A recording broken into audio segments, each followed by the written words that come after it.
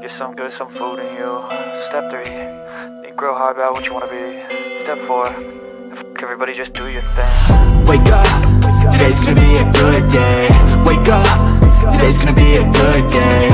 Wake up, today's gonna be a good day. Wake up, today's gonna be a good day. Wake up, today's gonna be a good day. Wake up, today's gonna be a good day. Wake up, today's gonna be a good day. Wake up, today's gonna be a good day. Yo, set your affirmations, aspirations. I got shit to do, the aftermath of preparation. Good food, good mood, blood in circulation.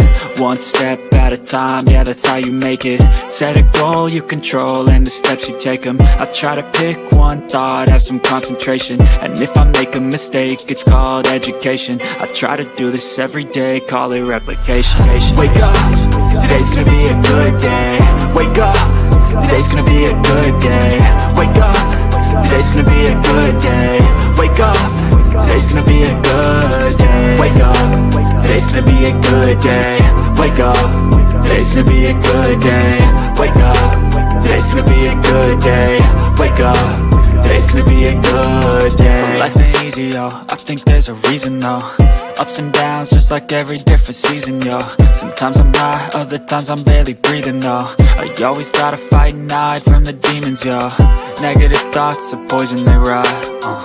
Head full of flaws, so here come the clouds. They'll never stop unless I can swap all the bad for the good in my head when I'm lost. Yeah, so I'ma fake it till I make it. Positive thoughts are overtaken, I got patience. One day at a time is how you operate a cadence. A flow, you grow, you show yourself a foundation. Stay away from all the shit that causes temptation. I know that I like to do it cause it's sensation. I live my life in my head like a narration. Don't expect greatness, do my best, man, I'll take it. Wake up, today's gonna be a good day.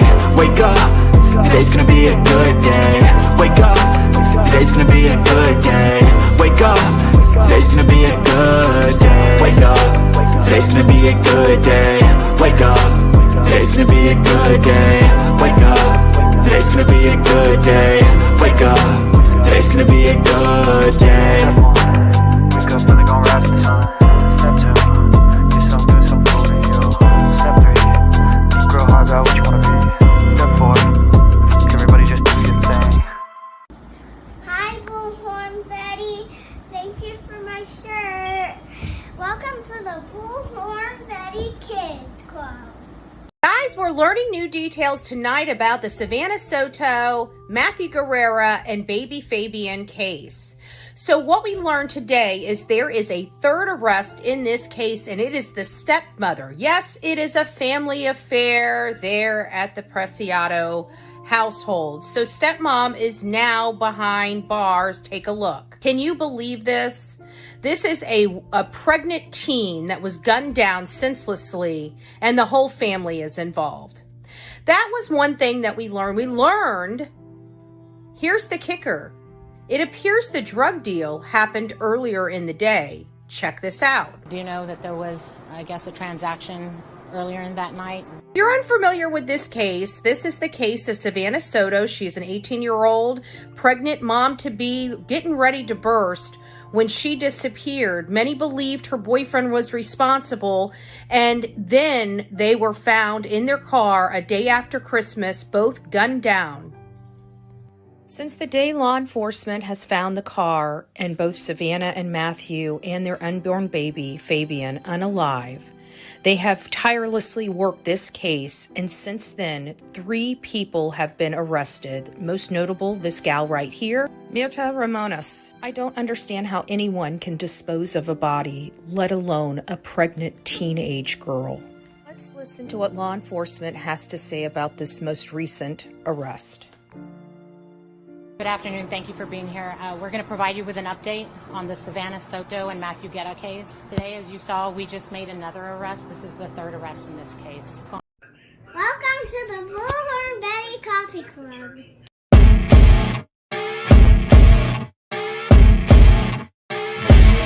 As you wake up in the morning, you want to find the latest, greatest information about criminal cases and have an intuitive conversation about the suspects associated with these cases.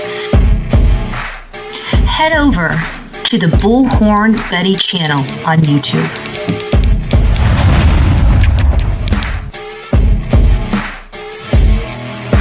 Get breaking news right here on the Bullhorn Betty channel. Welcome to the Bullhorn Betty Coffee Club. Enjoy your stay and enjoy your day.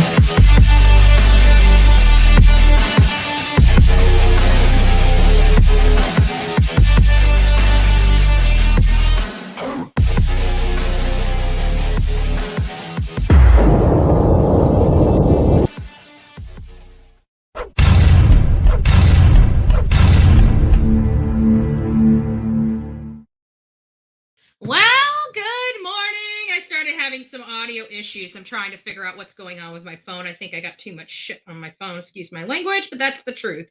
So let me go ahead and delete this off here. Hopefully that'll help my phone.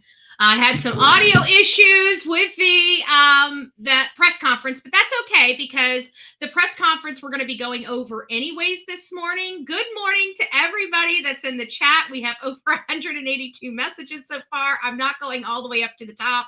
I don't know who was here first. So whoever was here first this morning, God bless you. God bless you. God bless you. Right.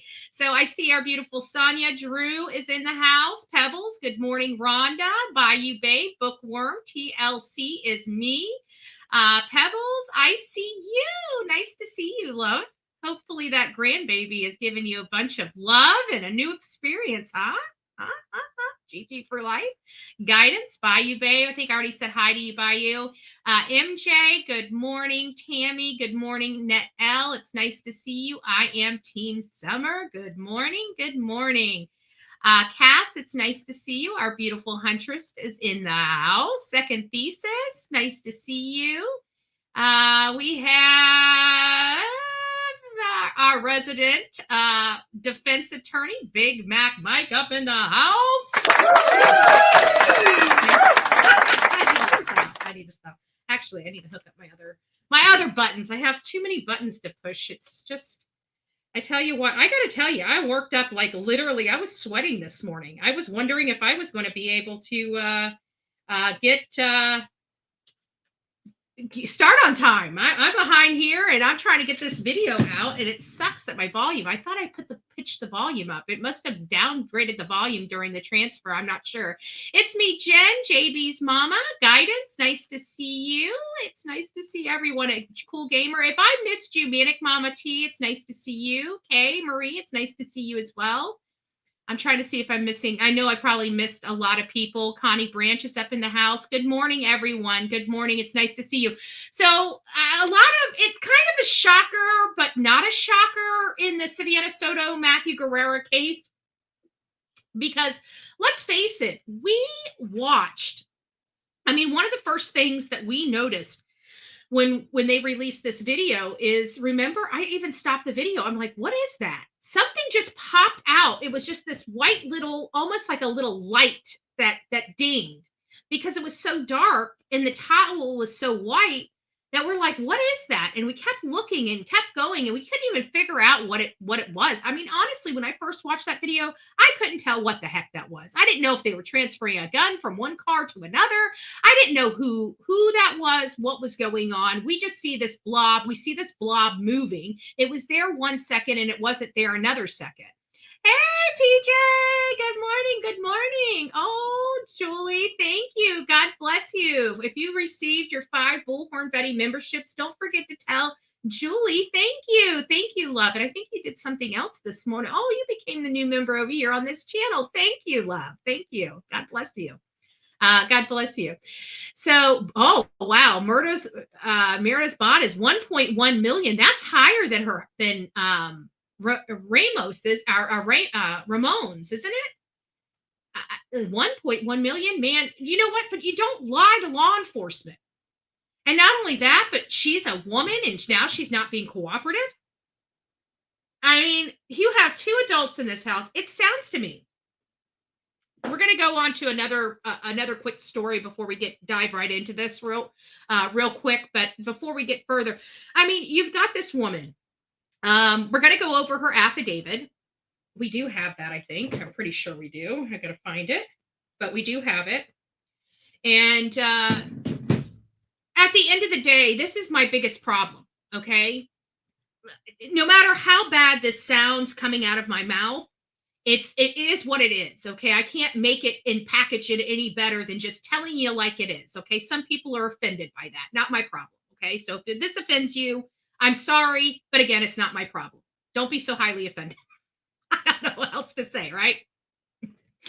Stop, or Betty, you're mean. You're mean. I mean, if this was just Matthew Guerrera being shot due to a drug deal, this case would never have gotten the attention that it did. Okay, period. It just wouldn't. No matter how we flip the coin, if Matthew Guerrera was out there and he had this drug deal and he got shot in the process, or his body wound up in a car dumped all by itself, nobody, I mean, it sounds horrible to say it, but again, I'm not a PC person and I'm not going to walk on eggshells because I'm worried about somebody making a stupid video about what I'm going to say. So I'm just going to say it. Nobody would have gave a damn. Period. There's no ifs, ands, or buts about it. People can beat me up all day long. I'm not the one that's not making it give a damn, right? But let's face it, if it was just Matthew Guerrera, this case wouldn't be where it is. Period. It is an 18-year-old pregnant mom-to-be, hours from giving birth to her baby. That's what made this case what it is today. And the reason why we are so highly offended is because we see adults involved in a pregnant teen's murder. And I'm sorry, that really irks a lot of people, especially a lot of people like me, you know, females, right? Maybe the guys can look the other way. Maybe the guys are like not so emotionally involved, but there's a lot of women out there. And let's be honest, we're all pretty upset about this. So much so that we would like to be in the jail cell with some of these people, right? Let's be honest. We've all said it. Just let me at them, right? Right? I'm not lying. Let me at them. So if it was just Matthew, this case would not be garnering the attention it is. It's about Savanah and it's about the baby, and as unfortunate and as horrible and as heartless as that sounds, it is the truth. And I can't fake the truth. Okay. That is the reality of it. If you don't believe me, let's talk about the million other guys out there slinging dope that's lying in a gutter somewhere. When have they ever made worldwide news before? It ain't happening. It's that baby. It's baby Fabian, period. And this is where we get our problems, because how can adults, parents, do this? Of all people in the world to have experience on the beauty of parenthood would be a parent, and to take away the life or try to cover up the fact that your offspring, the person you were able to raise, killed a woman and prevented her and her child the same opportunities you, Mr. Ramon, got to have with your son that you screwed up, by the way. When I hear 19-year-old boys shooting people and I see fathers throwing gang signs up with their son, I'm not going to blame the son as much as I'm going to blame the parent. Why is this situation the way it is? Because of Ramon. Period. There is not a doubt in my mind that we are here today because of Ramon.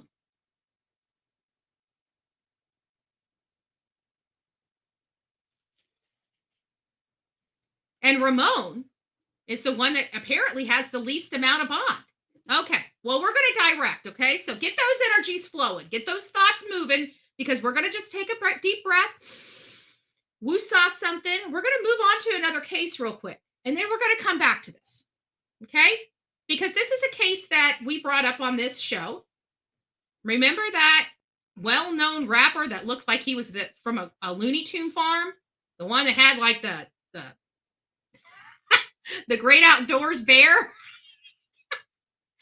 I know there's got to be old enough people in this room to know what the great outdoors is, right? With Dan Aykroyd, John Candy, where they buzz the bear. They buzz the bear. So this guy is the great outdoors bear, right? He's got this weird buzz thing going on with his hair sticking up and stuff like that. And he was in the courts because he abducted a female and housed her in his house and locked her away for like 4 or 5 years. Remember, we just did this a couple days ago. Well, there's a little slight update in that case. It's not a very good update by any stretch of the imagination, but an update nonetheless. It is apparent that apparently his wife or his long-term girlfriend, even when this lady was living in this house as a capturee, right? I don't know what they call them. She was abducted. She willingly went with this guy. She was heavily pregnant, willingly went with this guy because she was on the streets and she was heavily pregnant. And he ended up abducting her and locking her in his garage. And held her captive for 4 or 5 years, something to that effect. Well, she used his computer to call law enforcement. Law enforcement showed up. Nobody would answer the door. And they knocked on a neighbor's door. And as they're knocking on the neighbor's door and questioning him, this heavily 9-month or 8-month pregnant woman is trying to squeeze herself out of this house, this window that she's locked in because she's being held captive. So they take her to the hospital, and apparently this is not the first time this has happened. And every time she's gone to the hospital, this yahoo's come and picked her up and taken her back and held her captive again. Well, he was arrested and charged with some really extensive crimes, and he is in jail right now, but they could not find the witness. Well, during their crusade in trying to find the witness, some of the news outlets realized that another lady had actually died in this home. His girlfriend or wife, her name was Lee Arthur Carter, Catherine Roberts, 61. And she was recovered on July 5th. She died in that home during this time when he's holding this other lady captive. He says that she died from alcoholic liver disease and hepatitis C. Now, granted, they're talking about her having some internal bleeding as to what, caused her to die, but they basically said that this was all natural causes and stuff like that. But could there be more here, especially with the internal bleeding? Could he have punched her? Could he have done something to her? We don't know. Either way, we have the one lady dead. They recovered her from the house. It was all natural. Apparently nobody was arrested, so they say. But this other lady that went missing, that was heavily abused by this guy and held captive, he's actually in jail for. Well, listen to this. They did find her at the time of his arraignment and his hearing. Remember, we watched it and they cleared the courtroom so they could talk about the very disgusting behaviors and why he's there. Well, they did not reduce his bond, and they did find the lady. The lady is okay. They were very, very concerned for her health because the last time they had seen her, she was only merely 70 pounds. They still have no idea what happened to the baby. To the best of my knowledge, she may have the baby. She may not have the baby. I'm unsure. But it does look like these charges will go forward, and it does look like she's happy and healthy. So, that is probably the best news from going from not knowing where she is and her possibly being dead to her being happy and healthy. And her abductor behind bars. Well, it's a good day. It's definitely a good day.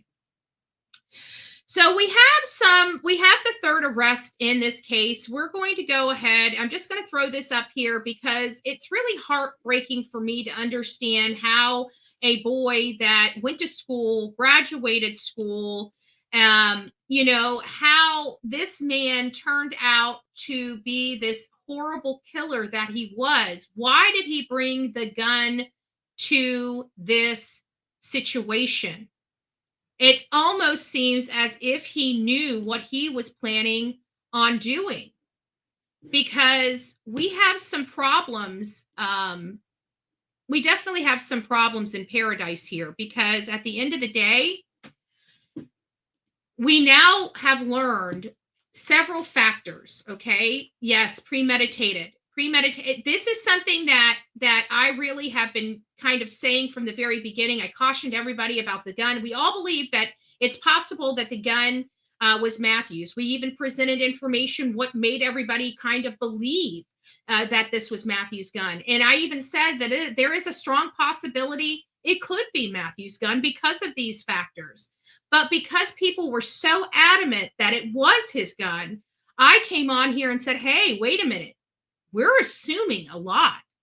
We are assuming a lot, from assuming where they were killed at. We have no knowledge that they were actually killed at that house.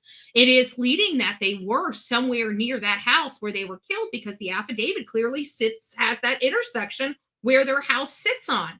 So there's also a back gate to that house that many people are overlooking. There's a whole huge backyard that somebody could pull up into as well. And there's almost like a bar or some type of outdoor living space in that backyard. So, I believe it happened right around there. It either happened in the driveway, in the grass, or in the roadway in front of their home. They're talking about there being a vacant lot down the road that they were at. And while I agree that sounds like a perfect place for this transaction to happen, that's not what the affidavit says. The affidavit specifically says that they made it to that subject location, and within 4 minutes of arriving at that subject location, the car was leaving that subject location and being and on its way to being dumped. It was dumped within 9 minutes of them pulling up to that residence. So I don't know how they couldn't have been killed either in the roadway, in the driveway, or in the yard of that residence, if not in the house, which would have muffled the shots as well. And we're talking about these video cameras. We put up here on this channel showing you guys where all these video cameras are, and explaining that there is probably a lot of digital footing and footprint. I mean, there's cameras everywhere, literally everywhere, on homes, on businesses, on traffic cameras. And we're learning from this newest affidavit that these cameras, predominantly the cameras in and around their residence, are the ones that kind of sealed the fate for Myrta.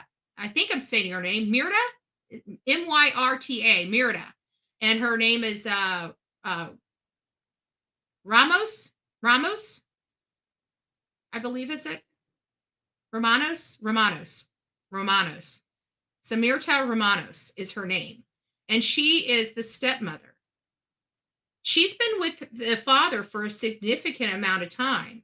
She was a very heavy. I mean, she's much thinner now than she was years ago, around 2012, about 10 years ago.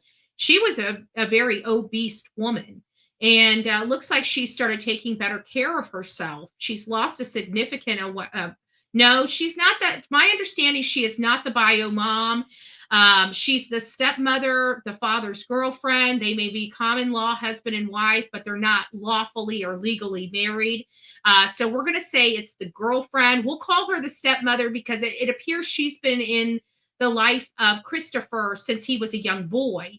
Not a toddler, but a young boy. So this woman has a significant impact on Christopher and Christopher's life. Now, again, 19-year-old boy, don't know what's going on in his life. We know he recently graduated. I'm a little hesitant on saying he graduated in 2023 because most people typically graduate between 17 and 18, which would have put him at the 2022 graduation. I kept looking at Marshall High School graduation 2023, and they were all in black gowns. All the Marshall colleges were all in black gowns.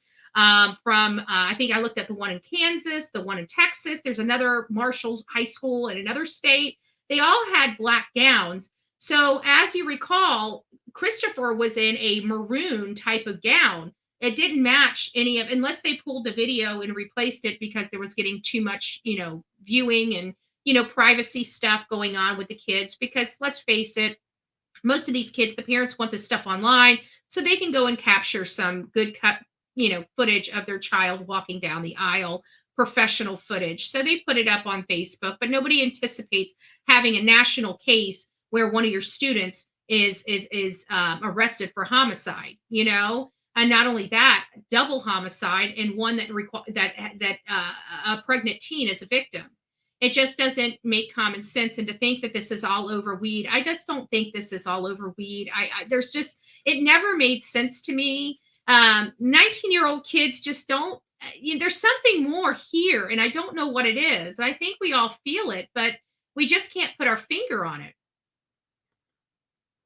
So let's go ahead. Since I had horrible audio, I'm going to be working on my audio, because I am going to update that video. There were a couple key takeaways that we got yesterday, and one was the gun. The gun was not Matthew's, and I'm very thankful that Matthew and Savanah weren't killed with his gun. You guys don't understand, as a gun owner myself, and adamant about gun safety and stuff like that, and teaching your children young, because I think education in any type of situation is the best strategy, no matter what, because when you educate your children, especially at a young age, they're so impressionable at that time that education that you give them, the younger they are, the more that they will remember it. It's an amazing thing. So I really feel teaching children young not to touch guns, or if you're going to have a gun in your house, letting them know where it is and how it's not a toy. In my opinion, I really do appreciate, there's a lot of things in my life that weren't good. We all know that, I'm Bullhorn Betty because of, the life and the walk that I've taken. But, I have to agree with my parents' parenting when it came to guns. I do have to say that I think they got this right, because as soon as we were old enough to move on our own in the house, we had guns. Back in my day, you didn't have you very rarely had a gun safe. You never had to lock your guns up. You never had to do any of this. I really don't. I don't get it. Parents just kept guns out of the reach of children. Were there fire things that happened? I'm sure there were. Maybe not to the extent they are today, but I think a lot of it was because we didn't have the reporting like we have today. Like, everything is front page news with social media and the internet. Like, back in the day, it took weeks and months to get news stories around. Now it's taking literally seconds and minutes. So I don't know if it's really that the stuff has increased more so than we're just learning more about it in large numbers, because we have access to it now where we didn't. But either way, whatever the reason may be, I do agree with my parents. As soon as we knew of guns, and we were no longer, even water guns, we were no longer allowed to point those at us, especially our face. If we were caught pointing a gun, pointing a water gun, pointing anything at any of our faces, even as a joke to squirt water in them, we would be in timeout. We would have our butts whipped, because we have guns in the house. And that was a learning lesson for my parents, teaching me never to point a gun, and always letting me know that even guns that look like toys can do damage. And so they taught me at a very young age never to point a gun, even water guns. It sounds crazy. Like, we buy our kids water guns so they can play in the pool and stuff like that. Do you know, I never stopped having fun with a water gun just because I couldn't point it in somebody's face and squirt it at them. We kept it all below the chest. We had so much fun. We had so much fun. And while I understand that the controversy with guns and whatever, it's to each your own. If you don't want to carry a gun, nobody's forcing you to carry a gun, right? Can you imagine if somebody was coming in your house and forcing you to carry a gun? You'd be highly upset. I don't want a gun. Why are you forcing me to? So think about that on the other foot. Like, you're trying to take other people's guns away that are responsible gun owners. At the end of the day, the majority of our problems are with people abusing their rights to guns. I mean, it is a constitutional right. We have a right to bear arms, and that right should not be infringed upon. Okay, that is the law of the land. And it's based on that statement, there should not be any restrictions on allowing people to have guns. And I honestly believe if there were no restrictions on people having guns, this would be a safe place, because the people that are toting guns for bad things are going to be executed by the people that are toting guns for the good things, and vice versa. This is not going to go. No matter what, evil is going to be evil. We take away all the guns in this world. We can't take away all the automobiles. We can't take away all the knives. We can't take away all the hammers. We can't. People that want to hurt somebody are going to hurt them no matter what tool they use to do it, because it's not the tool that they're using, it's the person. It's the person that's evil. It's the person that's wielding that tool to cause harm to an innocent person. It's not the tool. It's the person holding the tool. So I just want to get away from that. Either way, we're going to get off that diatribe. We're going to go straight to Myrna's, the press conference related to the third arrest. We learned that the gun was hers, and we learned that most likely the homicide happened at that house, not in the house, but it sounds like on the outskirts of the house, yard, driveway, or roadway. It sounds like that happened. It sounds like we learned that they have some good surveillance videos, some good CCTV footage, either from neighbors' cameras, street cameras, or other type of cameras. It sounds like this is a well-documented case, even as vague as that arrest affidavit is.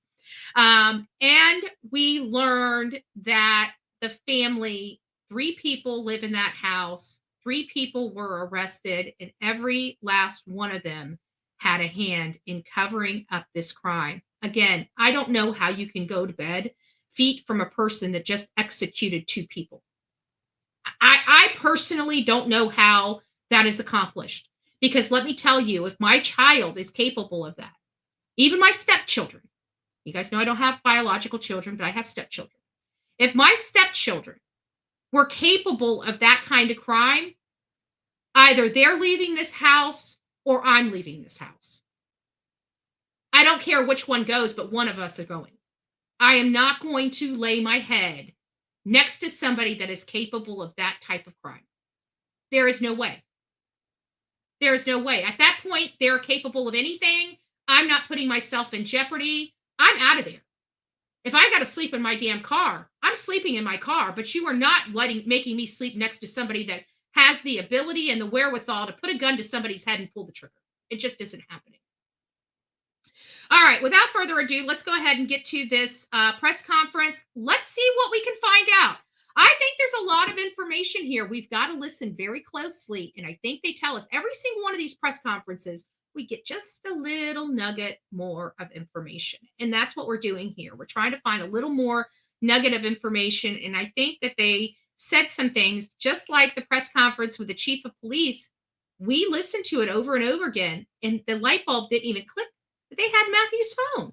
They had Matthew's phone the entire time. Let's just hear this before we get into this, and then we'll get back to our regular scheduled show. I have some breaking news in the Savanah Soto case. Savanah Soto was a pregnant 18-year-old mom-to-be, and she was reported missing on December 23rd. He also learned that her boyfriend, Matthew Guerrera, was also missing at the time of her disappearance. Due to an altercation, many people thought he was responsible for her disappearance. He soon found out that to be different. Christopher and Ramon Preciado were arrested in connection with the death of baby Fabian, Matthew Guerrera, and Savanah Soto. Rumors had it that during the investigation, Matthew Guerrera's phone was not found. That is not true. Take a listen. So we learned this morning that Matthew Guerrera's phone appears to be with law enforcement. I don't know quite how we missed this, but I want you to check this out.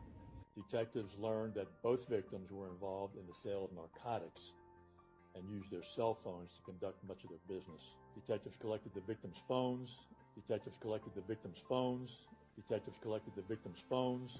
Did you clearly hear that police chief said both their phones are in their possession, custody, and control? Not verbatim, but check this out one more time. Detectives collected the victims' phones. So now that we know law enforcement not only has Savanah Soto's phone, they also have Matthew's phone. Is this something that should be concerning? Here's why. They kept it under wraps, and many people have been letting us know that Matthew Guerrera's phone had not been found by law enforcement. Clearly it has. We know he was dealing in substances, an array of substances, from marijuana to pills to more excessive drugs. So I just want to know what your thoughts are. Don't forget to like, share, and subscribe. God bless you. So there you have it. Again, we found out through another press conference that his phone was found. And we've been talking about this at length, even yesterday, discussing this whole thing about his phone and how we're assuming a lot that, just because Matthew had his phone doesn't necessarily mean that that gun was what was used. Just because Christopher said that doesn't make it so. Now, when we go back to that affidavit of probable cause or affidavit of arrest in Texas, we learned that story Chris told, which none of us believed to begin with, right? Let's face it. None of us believed Chris's story out the gate because it made no sense. If Matthew is going to point a gun at somebody, he's most likely going to pull the trigger. But in the case that he just wants to threaten somebody, and that guy wrestles the gun and shoots his pregnant girlfriend, at that point, if Matthew had gotten that gun back in his possession, custody, and control, Christopher would be dead.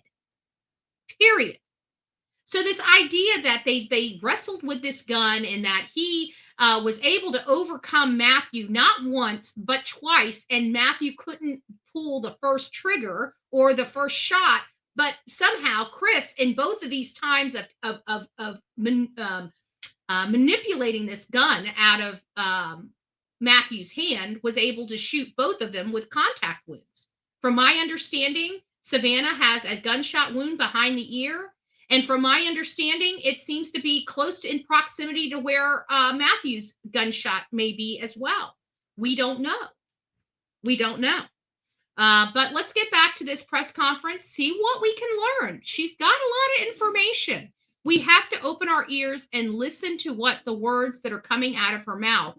This was not a gang kit. This was not a coordination of some top, kingpins. This was a dispute between some jitterbugs over some petty ass BS. Excuse my language, but that's what it is. Warning, bullshit alert. All right. So it was over some petty jitterbug situation. And we're learning the situation may have happened earlier that day. And this was his stepmom's gun, leading us more to the premeditation. When we got that arrest record and we realized within 10 minutes from the time Matthew pulled up to the time that car was dumped was less than 10 minutes, that is what changed my mind. That's what made me believe that this was premeditated. More is involved with this case, specifically because of the timing. Specifically because of the timing and the timing alone. Let's listen. On the Savanah, Soto, and Matthew Guerra case. First and foremost, once again, SAPD wants to extend our condolences to the family of Savanah and Matthew. That's the best I'm going to be able to get today, for volume. As you saw, we just made another arrest. This is the third arrest in this case. Just to recap, back on December 23rd, Leon Valley PD reported that Savanah and Matthew Guerra were reported missing to their jurisdiction. On December 26th, SAPD officers received a call for a disturbance. When those officers made that location, they discovered the bodies of Savanah, Soto, and Matthew Guerra. They were found deceased in their vehicle, the Kia Optima, that had also been reported missing. Since then, our homicide unit has done an outstanding job in following this case. They followed every lead. They were able to get surveillance video, which led them to these arrests that were made.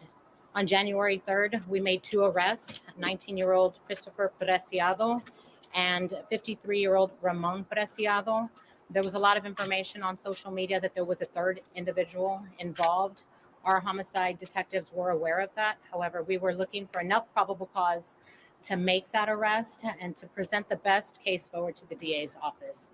Today, that happened. They were able to develop enough evidence to charge 47-year-old Mirta Romanos, that's Myrta Ramanos, She is believed to be, I'm not sure exactly what the relationship is, but maybe a stepmother to Christopher, 19-year-old Christopher. She is being charged with 3 felonies. The first one being alter, destroy, conceal a human corpse, which is a second-degree felony. She's also being charged with abuse of corpse, which is a state jail felony, and a third charge, tampering All right. with evidence. All right. Sorry about that. We're getting the affidavit of hers pulled up right now. And while we're on this vein, I'm going to go ahead and just switch over so we can see the affidavit of arrest for her, because I think that this is important. How's that? Perfect. So it says an actor in this case has been identified as Murta Ramon. I can never say this.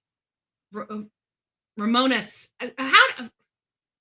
I can't seem to say her last name.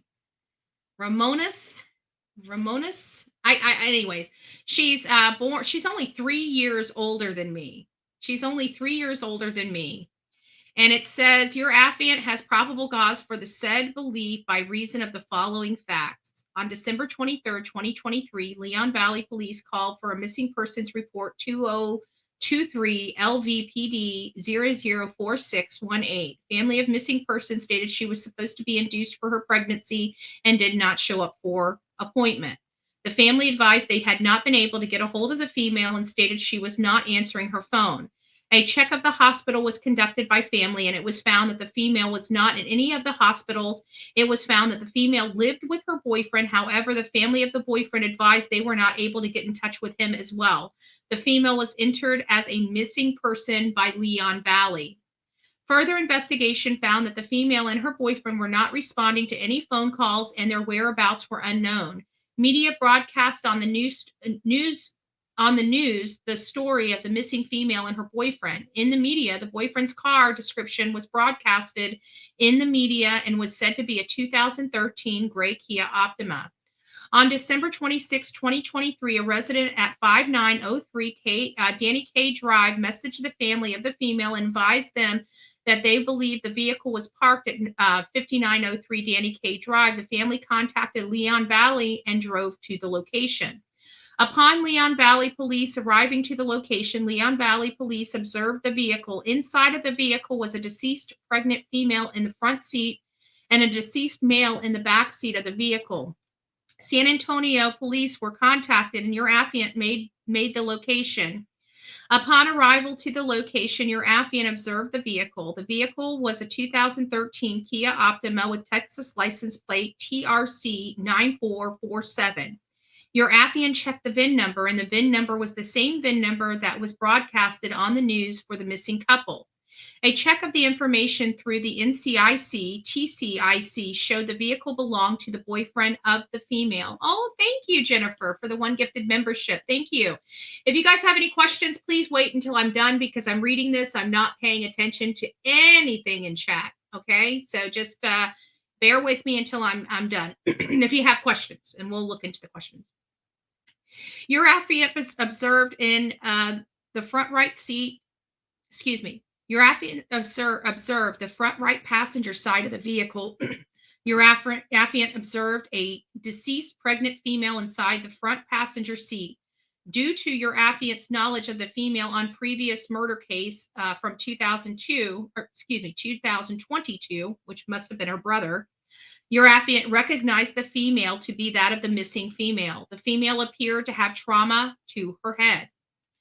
The affiant then observed the back seat of the vehicle. Your affiant observed a deceased male in the back seat of the vehicle. The deceased male resembled the boyfriend to the female. The male had an apparent gunshot wound to his head. It appeared the male had been dragged into the vehicle. Your affiant did not observe any weapon near the male. A search warrant was requested so the entry into the vehicle could be conducted. While waiting for the search warrant, your affiant spoke to the families of the female and the male. It was found that the boyfriend to the female sold narcotics and would use his phone through cellular communications as well as social media to sell narcotics. It was also advised that the boyfriend would post money and narcotics on Instagram. It was stated that people wanted to rob the boyfriend, and it was stated that the boyfriend had been shot at before. The family provided your affiant with the phone number of the female. The family of the male provided your affiant with his phone number and his Instagram. When the search warrant arrived at the location, a search of the vehicle was conducted. The search found spent shell casing in the vehicle. However, there was no weapon recovered in the vehicle. There was apparent blood transfer on the outside of the vehicle that was not consistent with the boyfriend causing harm to the female. Both female and male had gunshot wounds to the head, and the male also had apparent drag marks on his back. It was believed that the female and male were killed at a different location, and the vehicle was driven to the recovered location. During the investigation, your affiant found surveillance video at 5903 Danny K. The video surveillance found that on December 21st, 2023, at 59, we already know this. Hold on, let me see if this is, let me get to the Myrta's comp. Let me see if there, actually, I'm just going to keep reading in case there is some new information in this particular detail. Let me make sure this is from Myrta. Yes, it is. Okay. I just wanted to be ultra.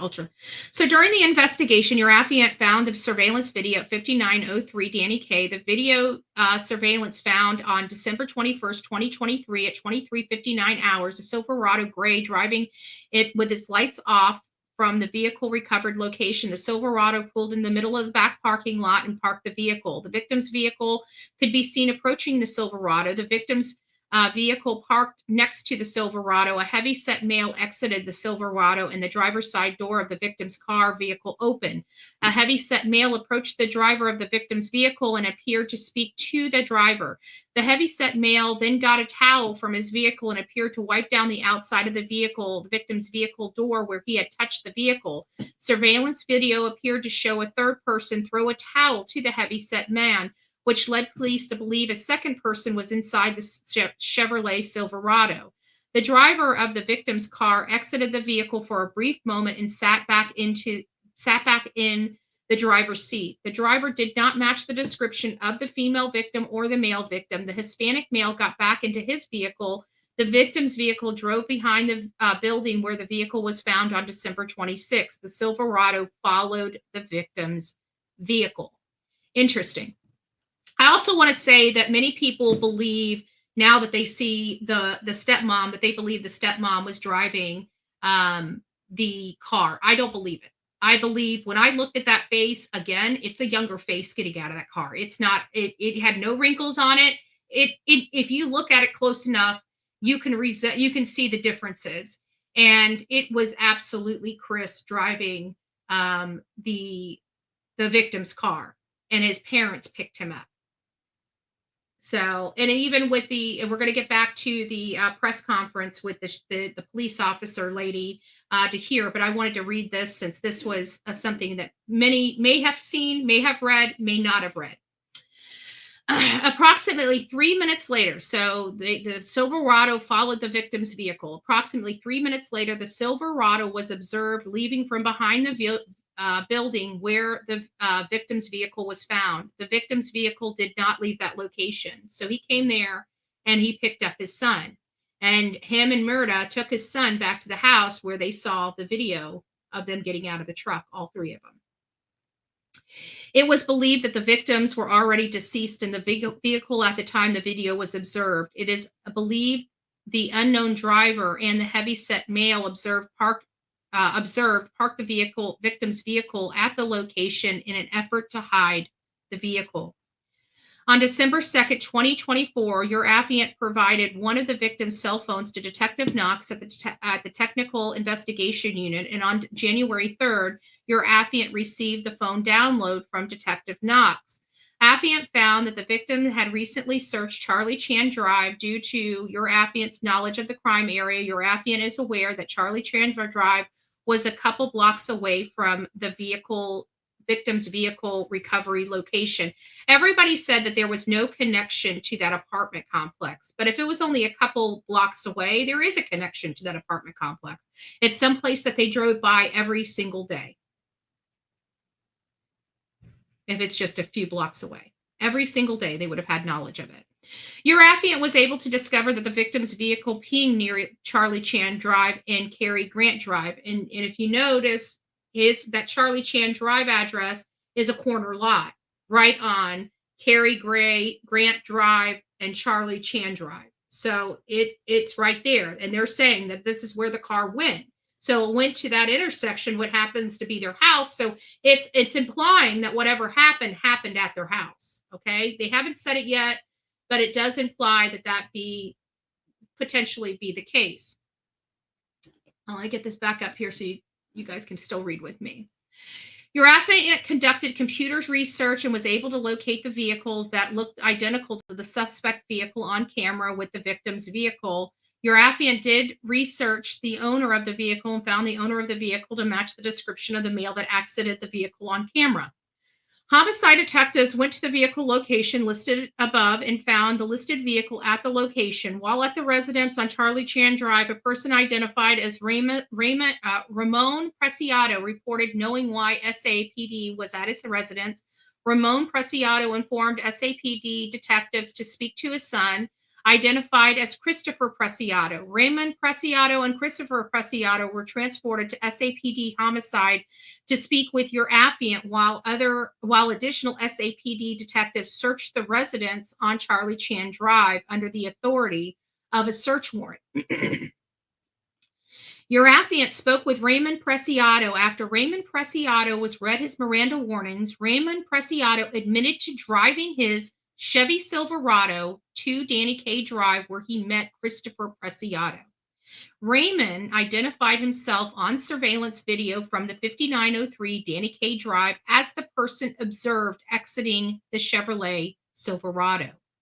Raymond Preciado reported meeting Christopher Preciado at the apartment complex, who was driving another vehicle. So Chris was in control of the victim's vehicle. The vehicle is the vehicle in which Matthew Guerrera and Savanah Soto were found deceased. So Raymond Preciado puts his son in that car. Raymond Preciado admitted to assisting Christopher at 5903 K Drive. They stop it there. They don't elaborate what type of assistance that was. We see on the video surveillance that he's wiping the car down, but we have to acknowledge that there are some things that may have happened off that camera that we're not aware of. And, that could be an issue. Your affiant spoke with Christopher Preciado.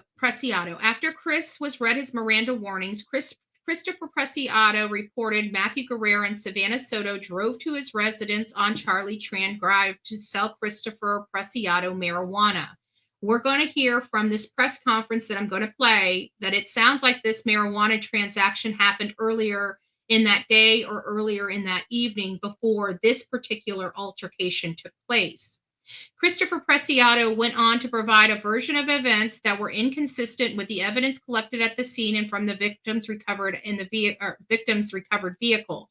Christopher claimed that the male pointed a weapon at him, and Christopher was able to manipulate the weapon, resulting in the female being shot.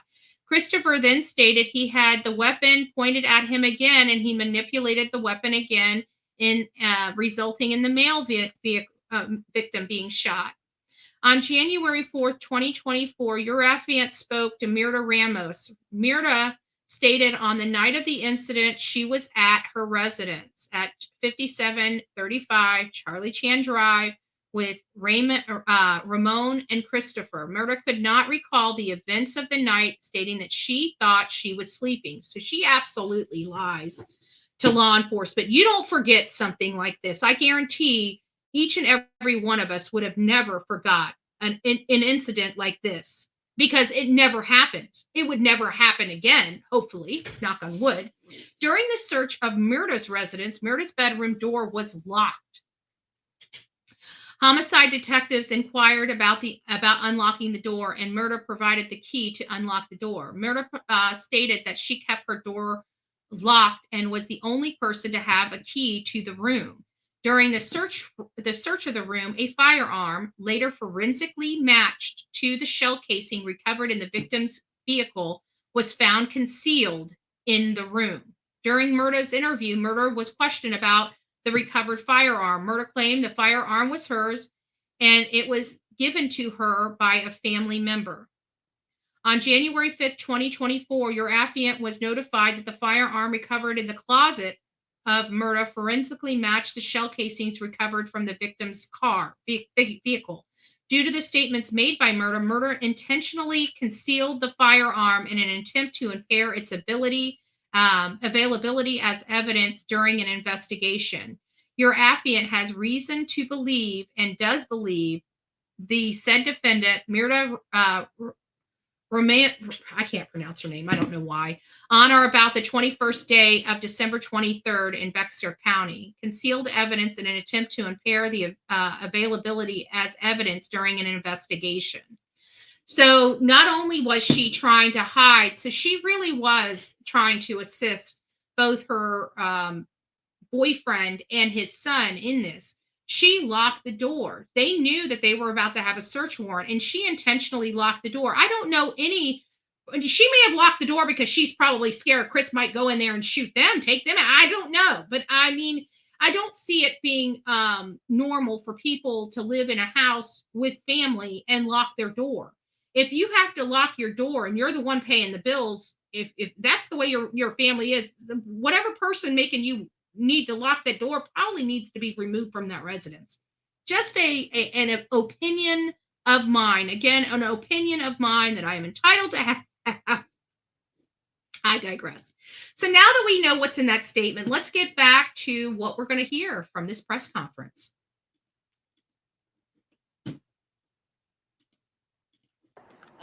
Through our forensic unit, we were able to develop information from surveillance video that shows Miss Romanos involved the night of the murder.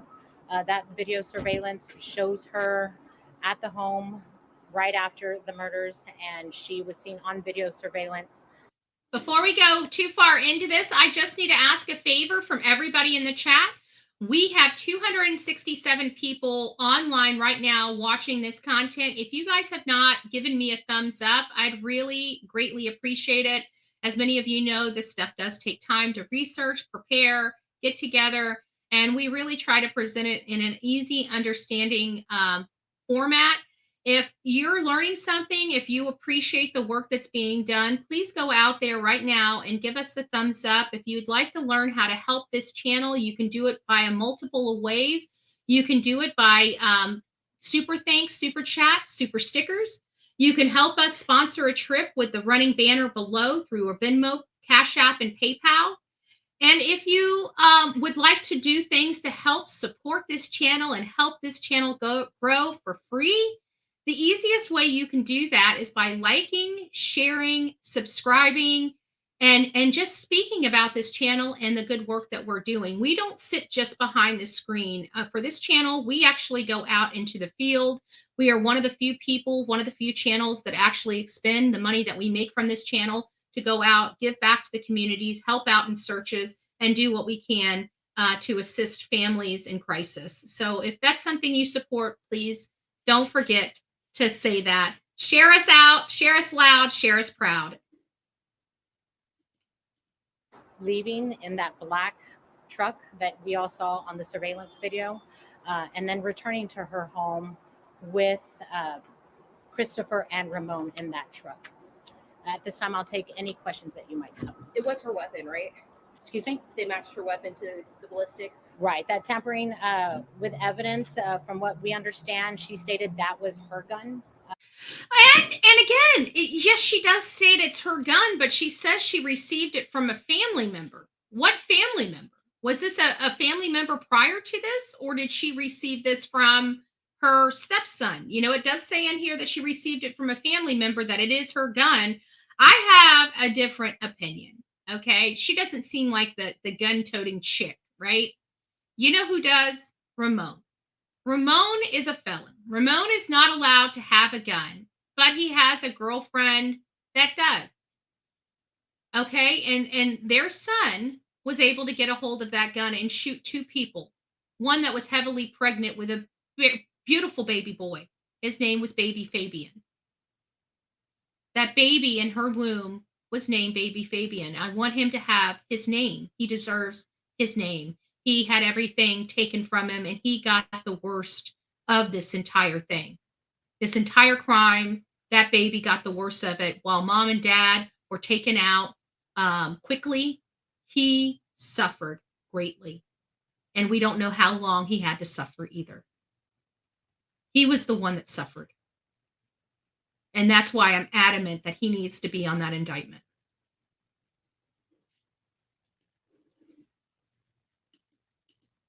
So we do know that that was her weapon. And do they believe they were killed in that home? And what was the mother and the stepmom's role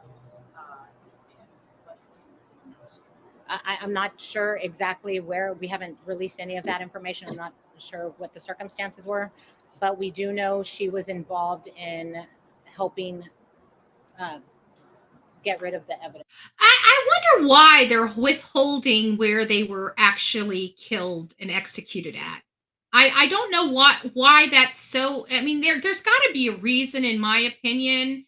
It's either that they're confused and not 100% yet, or it goes to the integrity of their investigation. What does that mean? I mean, how can you withhold the location where they were killed? They were either killed at the house or they were not. Why are they making us fight with them to get this information? It seems almost it's a relevant piece of information, but it seems so petty and irrelevant to the integrity of the investigation that I don't understand why they're withholding it from the public. I just don't know. It just seems a little odd to me for this. I don't know why, but it seems like they're adamant not to inform the public where the actual execution took place. Concerning those bodies. On the third, you guys were under the impression that there were only two suspects, or had said that there were two suspects that were arrested? No, our homicide detectives were aware early on in the investigation that there wasn't a third person involved.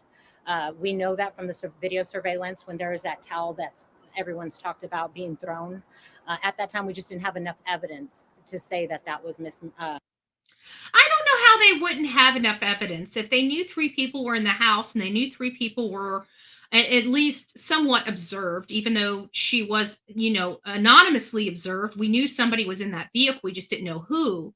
It just, I think that they really wanted to make her a witness, but she wasn't cooperating. I think that's what the hesitation was. There's no way that they waited this long to arrest her with all those CCTV footage. I think that they received pressure to make the arrest, either make the arrest or make her a witness. And when she started being uncooperative, they had enough for the arrest. I'm assuming, I'm hoping that's what it was, because I can't figure out. They've had all these videos for a significant amount of time. Why now are they arresting her? And I think it's because she refuses to cooperate or participate. And that's something, when you're dealing with a homicide of a pregnant teen, you don't want to do. They don't care at that point. They don't care who goes to jail. If you want to play with them, fine. They're going to, it's one of those FAFO type of situations. And they let this whole family know, you're not getting away with this. Mirta Romanos. But like I said, since then, they've developed enough evidence from surveillance video from the home showing her leaving with the two as she gets into that truck. And then when they return to the home, it's her, Christopher, and Ramon in that truck. Had she called you guys in the past week to come to the house at all? Because I know there's been some reports of vandalism there. This is interesting. How many people think that it's odd? You're about to find out. How many people think it's odd that they didn't call in the vandalism? Like, she didn't even want law enforcement. I mean, at least over at Billy Joe's, they even with all the crime going on over there, the drugs and all the crap that, in her housing a daughter that, assaulted and killed a 20-month-old child. Even over there, if she was a cop caller, like every 5 minutes she's calling. Nobody's on her property, but she's just calling them. And she had no problem with officers or dealing with officers at her house, knowing that her house was a big pile of evidence. But I found it awfully odd that Myrna didn't even bother calling law enforcement when Christopher's car was defaced. Sounds a little odd to me. She didn't want law enforcement there. Why? I'm not aware of any of that. As of right now, there even the impression there are any more suspects. At this time, we're confident that there's no more suspects. At this time, we're confident that these were the 3 individuals that were involved in this case. And I have to believe that because now they've been able to go through their text messages. They would be able to know if he has a girlfriend, or if Christopher was associated with a gang, and he's trying to get his bones, his colors, or whatever he's trying to get. This could also be a situation where he was aspiring to be in or fit in with another crowd, and everybody wanted this kid, gone because they were jealous of him. And I'm speaking of Matthew. Everybody was pretty jealous of Matthew and his success in the street game, right? Maybe he wanted in. Maybe he wanted to say, hey, I'm the one that off these people. Let me into your gang. I got my bones. We don't know what the real reason is. I just know whatever Chris said happened, and how it happened is not consistent with even the information that we as the public have, which we have the lowest level of information and the least amount of information out of anybody involved in this case. And we can deduct that this did not happen the way that Chris is explaining it happened. And then you couple it with him bringing the gun to the show. Now we've got premeditation all over this, and we understand why it's a capital murder case, and why I really do feel that Texas is going to seek the death penalty for Chris, and rightfully so. Do you believe this is connected somehow to a larger crime ring or anything like that? No, we don't have any information to lead us to believe that. We do know that there was, I guess, a transaction earlier in that night. What happened? There it is. There it is. There it is. Now, did you guys hear that? There was a transaction earlier in the night. It sounds like this was trip 2 to that house, which even solidifies the premeditation a little bit more. So if we were to take that there was a deal that happened earlier in the night, now we're hearing that this was a drug deal that went bad, right? I personally think this was a robbery. This was, I think that they were called over there for a robbery. I think that maybe the shorting of the drugs, or the additional payment of the drugs, or whatever the case may be that brought them there the second time.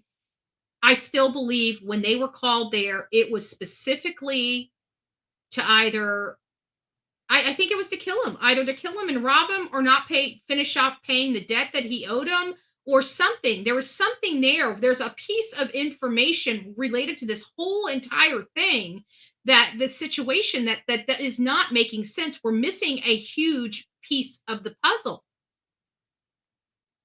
If this deal happened earlier that evening, why were they back at that house that time of night? We have to look at that. There's something more here, and I just can't put my finger on it, but there's definitely more here. And the law enforcement just put on the record as factual information, and she did not misspeak. She did not misspeak. The transaction happened earlier that evening. So what brought them back the second time? And this time, Christopher was packing, and 2 people lost their life. Why? That's the huge piece that's going to make this whole entire case come together. Transpired was Matthew Guetta and Savanah were killed. I know. So you guys still don't know where they were killed, like if it was at home or somewhere else? We believe it was in that area, right near their home. How cooperative was she? How cooperative was she? I know there was a search warrant that was issued a few days ago. A search warrant where she locked the bedroom door to conceal the firearm. Now, I don't understand, some people's thought process. If I was in a situation like this, which, knock on wood, I would never be in a situation like this because I'm a snitcher, right? You bring me into a homicide investigation, I'm calling 911. If you need to stick the gun to my head too, so be it. But no, you ain't dragging me into this stuff. 911, you need to come help me, right? So I don't foresee myself ever being put in a position like this ever in a million years. But you know, you never know what the future holds. I may decide I don't like this good life I'm living, and I want to be, a piece of garbage. So I want to go gangbang. Okay, Bullhorn Betty's the gangbanger. Okay, Bullhorn Betty's going out there to gangbang. Okay, I know. I get it. I get it. But if I'm going to go out there and gangbang and I decide I'm going to have a petty beef over, you know, my stuff being shorted or not being delivered or whatever the case may be, whatever. And I decide I'm going to execute two young people and I'm on camera and it's blasted on all TV shows. Okay. All TV shows, all news organizations across this country that this heavy set male is in this truck. One, I'd be taking the truck and dropping it or putting it in the garage. First and foremost, I'd be moving it out of the view of other people. Secondly, I would be trying to tell my son, you need to cut your hair. You were just seen with your long, beautiful hair, your pretty little boy features all over this. Time to shave, time to cut your hair, time to get yourself some contacts. Lastly, if I know that the gun was used in a crime and I'm plastered all over the freaking news, that gun is going to go bye-bye, okay? Now, granted, I'm not saying, hey, let's obstruct justice. I'm just saying if I'm in a position like they are and a young teen is executed and I've got the world looking for me, I'm going to be doing some due diligence to stop some of the looking at me. They did nothing. They kept the gun. They kept the car, the truck out in the open in the public. And Christopher, I don't even know what Christopher did. Was he texting people? Did he brag about this? We don't know. But what we do know is Matthew wasn't killed with his gun. He was killed with stepmom's gun. So why would this 19-year-old bring a gun to a dope deal that had happened hours before, potentially? Premeditated. Remember, according to the probable cause affidavit, they showed up at Charlie Chan Drive at 11:50. They were executed and the car was moving within 4 minutes of them arriving. And you still have to take into consideration they had to drag a dead body, which takes a little bit of time. So you're talking about most likely within less than a minute, you had two deceased young people in a vehicle in a matter of a minute from them pulling up. Because I guarantee it took longer moving the body than it did killing the body.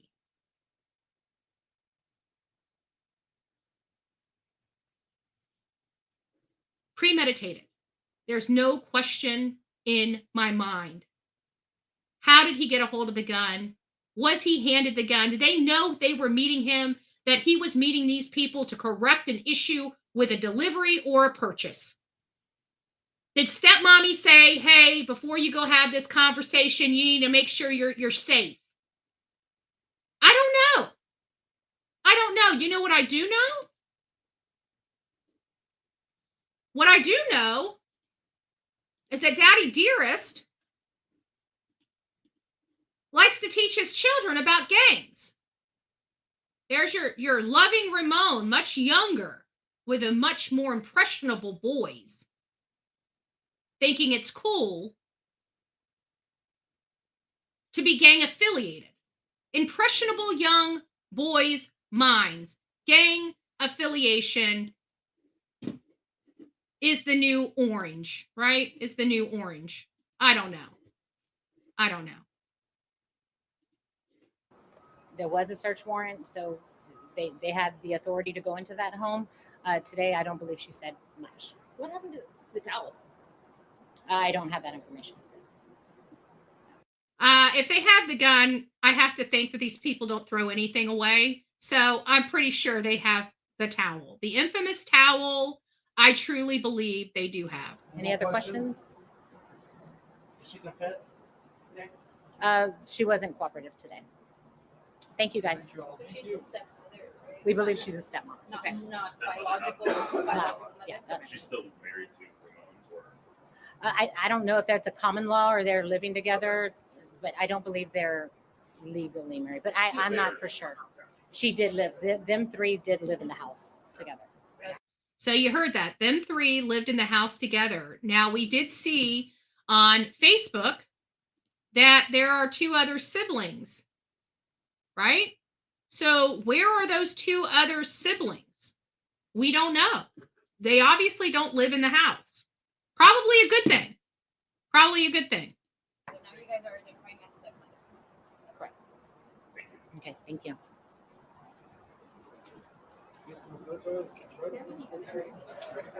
Now they're going to have the other guy come up, the one that we heard from the when they arrested Ramon and Christopher. That gentleman came up, but he only was speaking and because the lady that was just giving that press conference didn't speak Spanish, so he came there and he gave basically a Spanish speaking press conference so people of Spanish speaking descent can understand what's going on.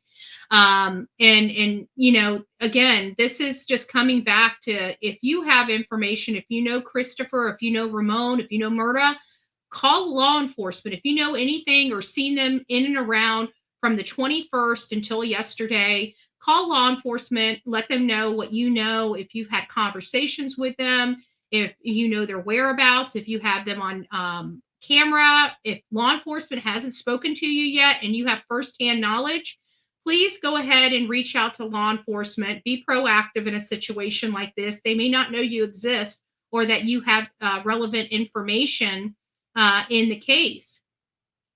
I'm very thankful, again, with law enforcement. I'm very appreciative that law enforcement was able to get this case resolved very quickly.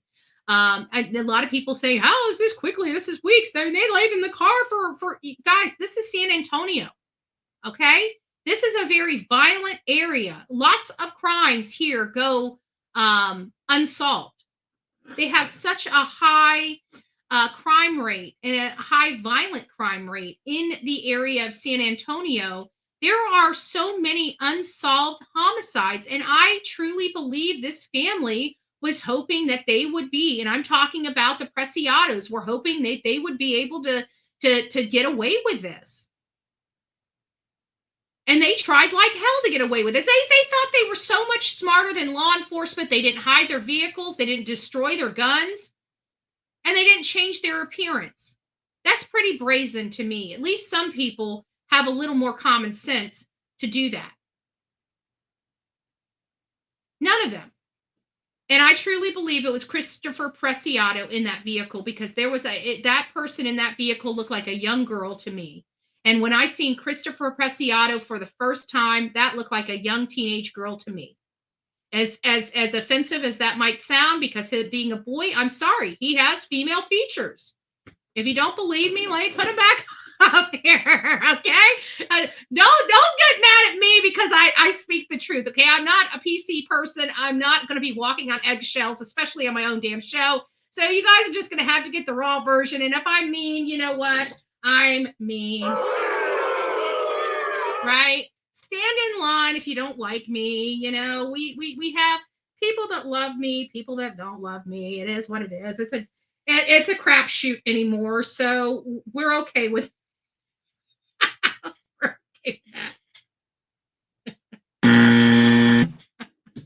having too much fun over here. Okay, let me show you this. Christopher.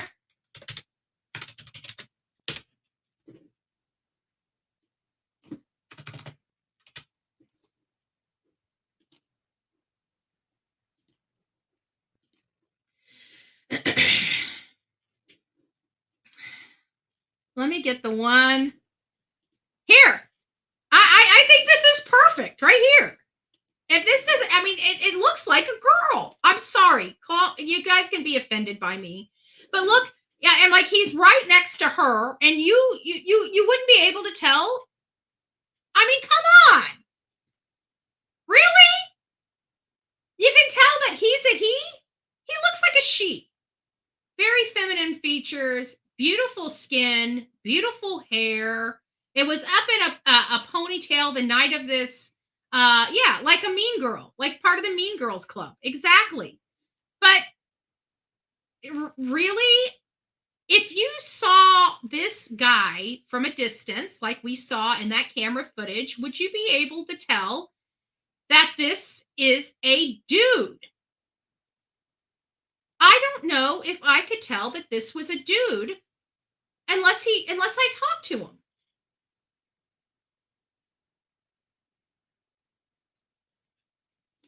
Now, before I get started, hold on. I wanted to get a couple things. I left it in the room. Hold on a second. Let me go grab them.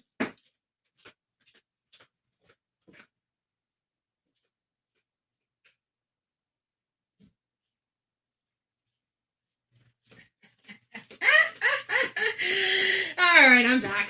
I wanted to share with you guys.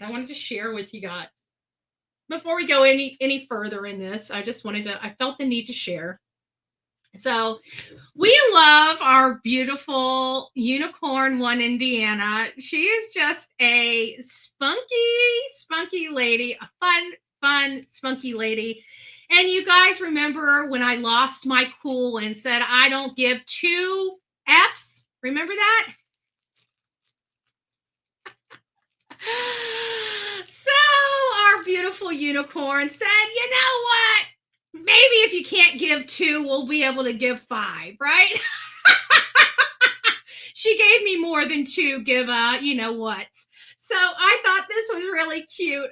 It was just really, it's just right into her personality. It was ultra cute. What did I do with the little letter you gave me? Oh, it must still be in there. It must be on my and then I also wanted to say, Cindy, thank you so much for the beautiful card and the loving support for the trip. I do appreciate it. God bless you for that.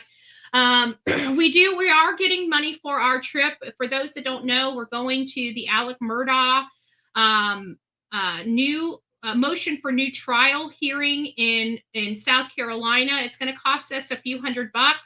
We're raising the money. I'm just going to stay there. I was wanting to stay there for the full 3 days, but the $300 is only going to be there for a night, which is fine. That gives us 2 full days. I'll be leaving early in the morning to get there before it starts. So I'll only be staying the night in the hotel the night after the first day and into the second day. And then I'll be heading back home after the second day.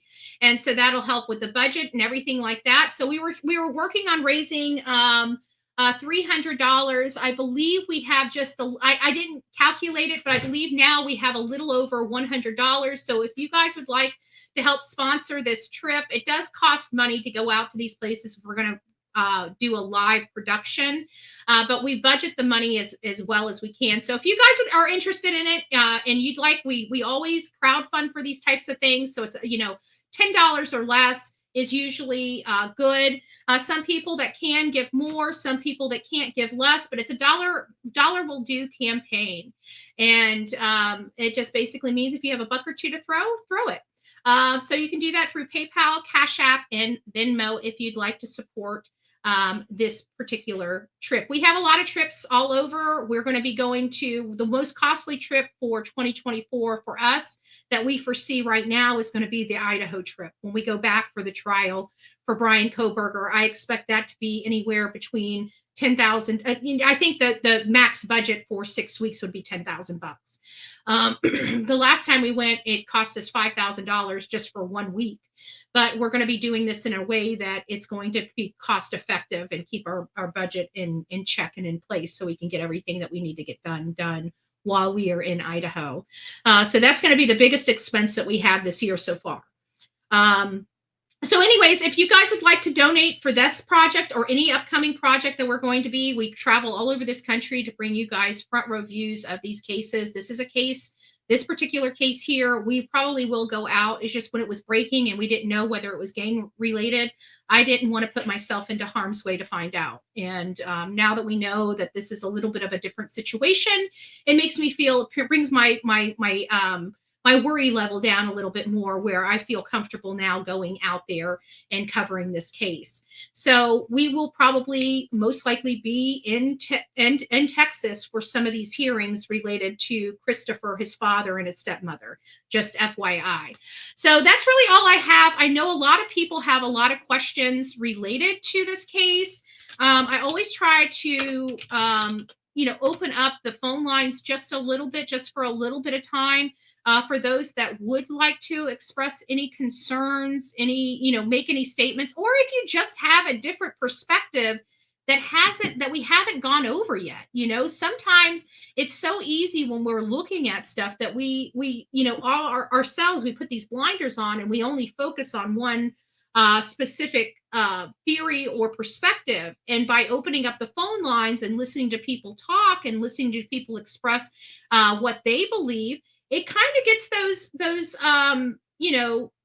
creative juices flowing for a lot of us to help us, maybe decide this is how we do it. This is how it's done. When we are discussing these cases, it's a roundtable discussion.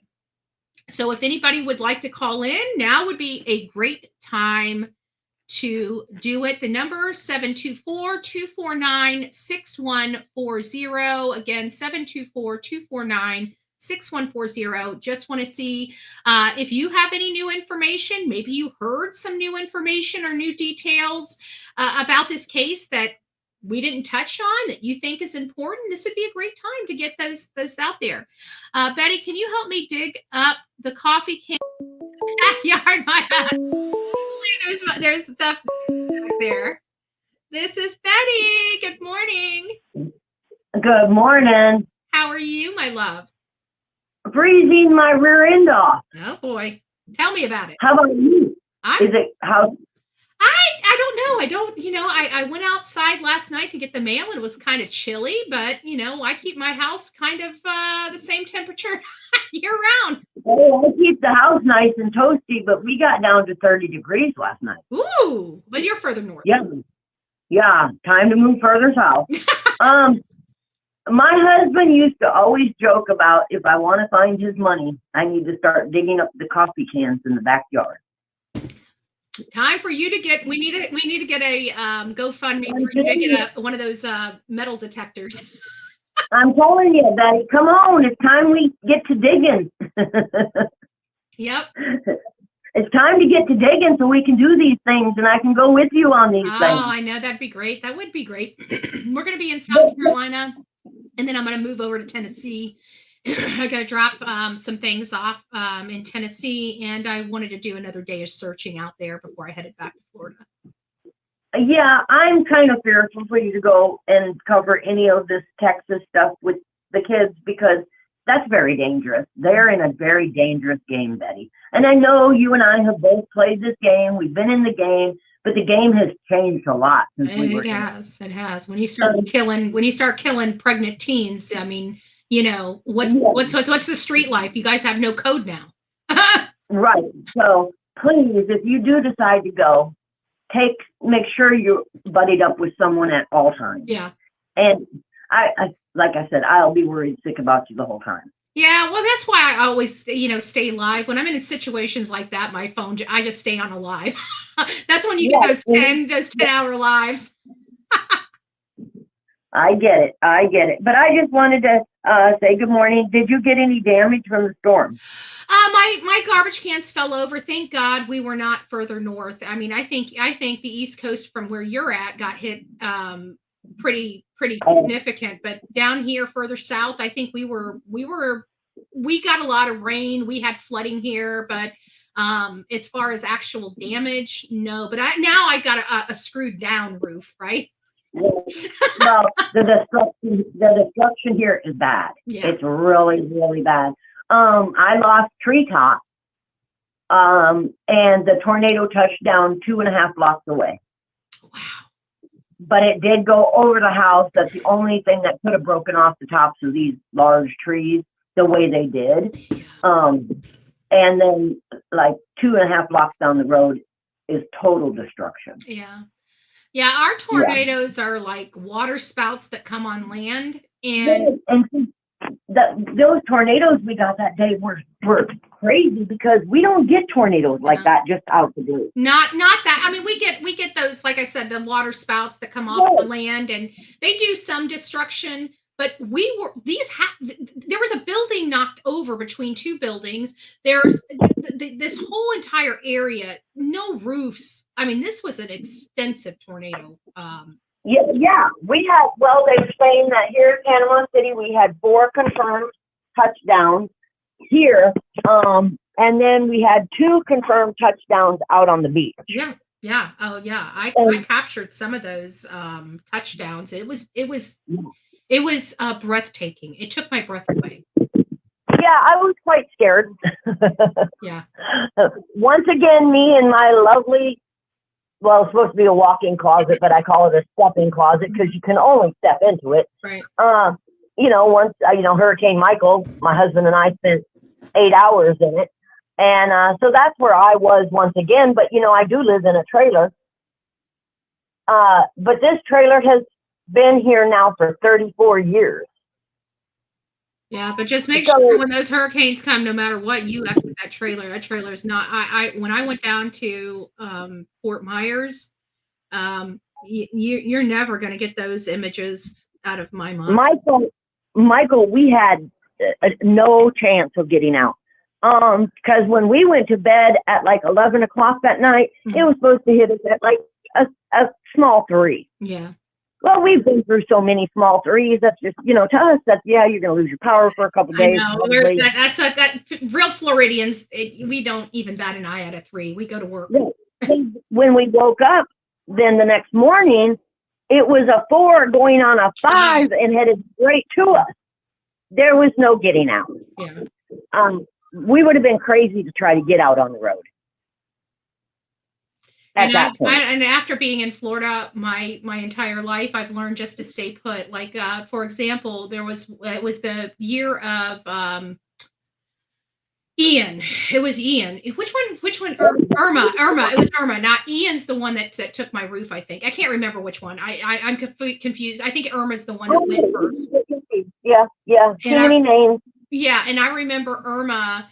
I remember my ex-husband, he looked at me, he's like, I really want to go to my brother's. And I'm like, I'm not leaving this house. This house is a block house. It's been erected since 1960s. I'm staying here.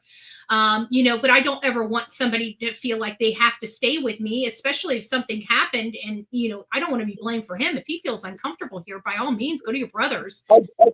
Well, I was very, very fortunate with Michael because right before Michael hit, like 2 months, I had just put a new roof on this house. Mm-hmm. Yeah. So my roof, I did not lose my roof. Now I lost parts of my outside walls and all the windows and all of that, but was able to rebuild because my roof was fine. Yeah. And but he left. But listen, he left and he went to his brother's in Bowling Green. Well, it ended up striking him right there. So while he was out there stuck, trees down, no power, no water, they're on wells, so they can't even pump water because there's no power. I'm sitting here in AC and watching TV because I chose not to leave. Yes, and I have a really big generator. It'll run my aquarium, my window air conditioner, my refrigerator. The cable is under, I had cable TV. So 5 weeks without electric went by pretty good with me, except no water, because I did have my generator. Yeah. Well, thank God I didn't have to go 5 weeks. I only went my power didn't go out until after the hurricane was passed. Something happened, like a branch or something fell and pushed out. And actually it wasn't the electric. I had electric. It was the, internet. That was so annoying. The internet actually went out after the storm had passed. I had internet in the entire storm watching TV through the hurricane, and then it goes out because and they go to fix the major stuff and leave all the little piddly stuff for their last stuff to fix. So I went days without internet when it was just all they had to do was hook one wire to another wire and we would have all had internet. Yeah, we were, my husband was with me at that time, and the electric went out. He had the generator ready to where we just had to go out, start it up, and plug everything in. Yeah. Well, so we did all that. We were sitting in the living room, and I have an open concept of the kitchen, dining room, living room. And all of a sudden, the kitchen window blew in. And so we shut down the generator and hauled into the closet. And next thing you know, the water and tree branches were coming underneath the door. And I was like, well, if nothing else, we're going together. Well, his big joke afterwards was, well, at least we came out the closet at the same time. Yeah.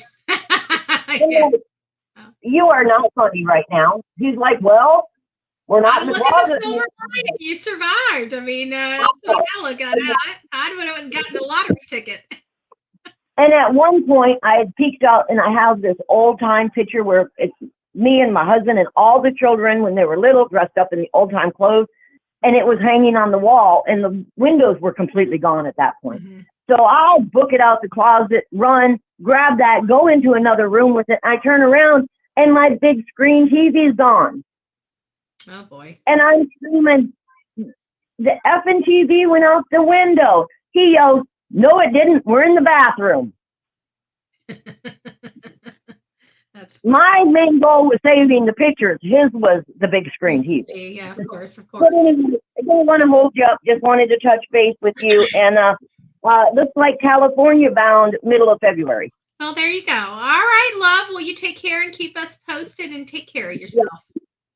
Oh, you too, honey. Stay always safe. And forever. Uh-huh. Bye-bye. Love you. Love everybody in the chat.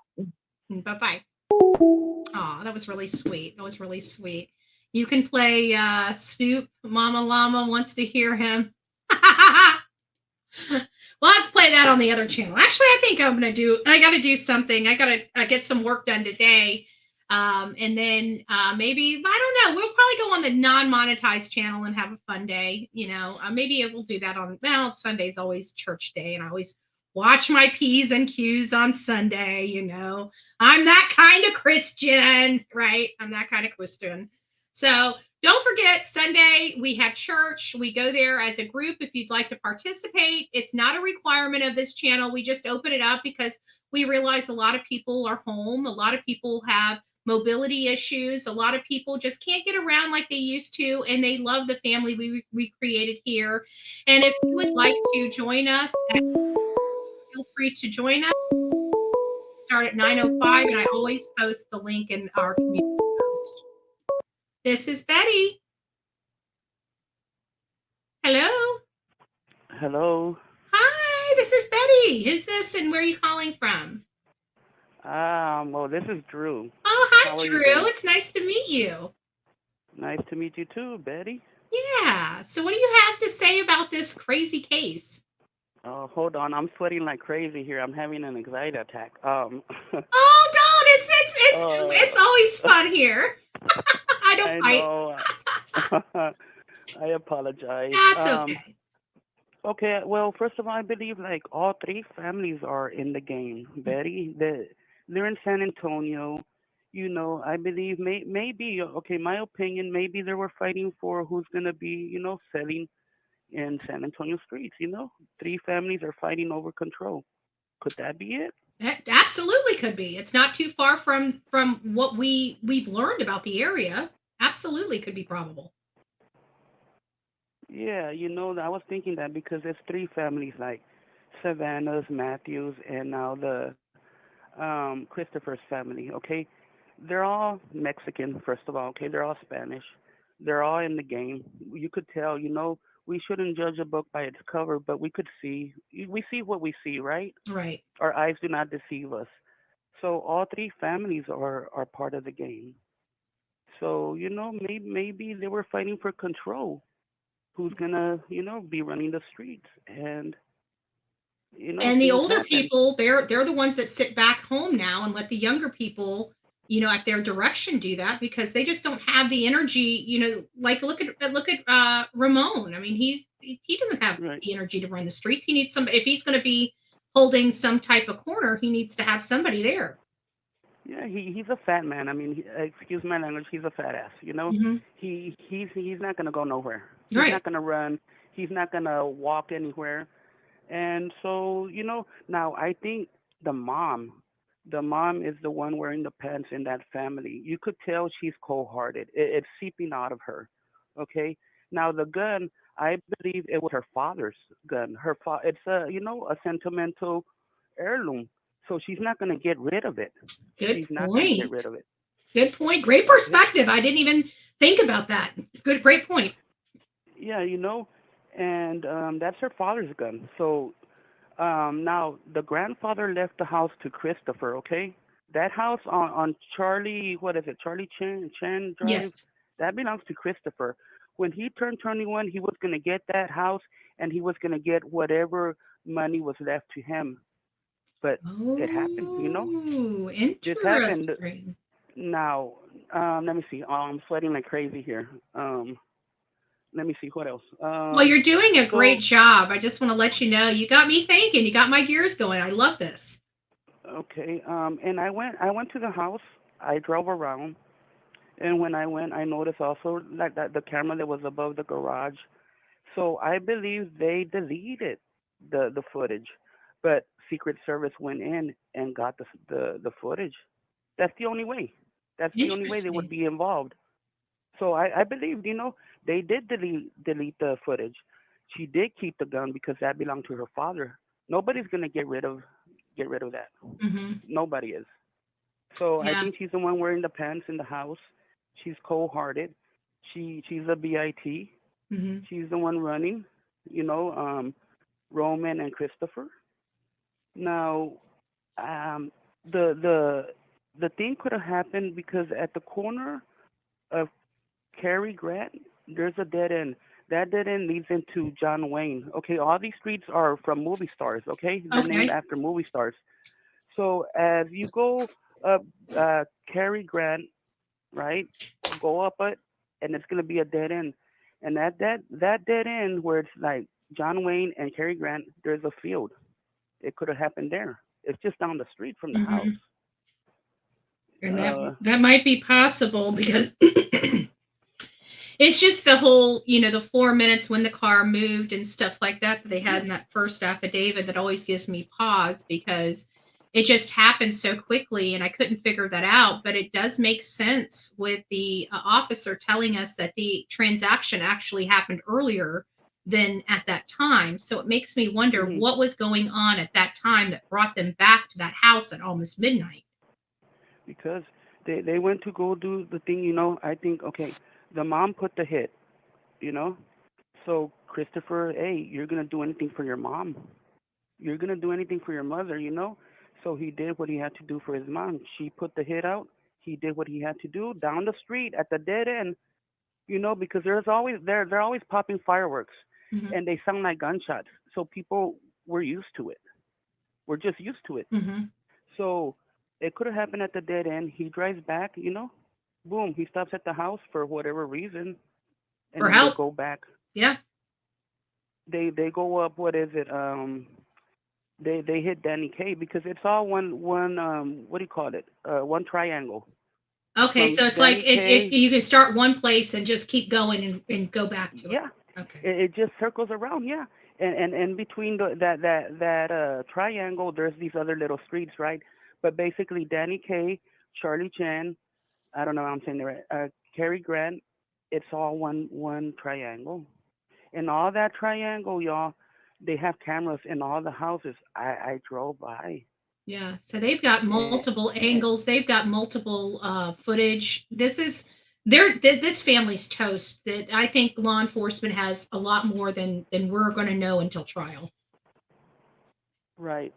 And it's bound to happen. I mean, it, I mean, it's senseless.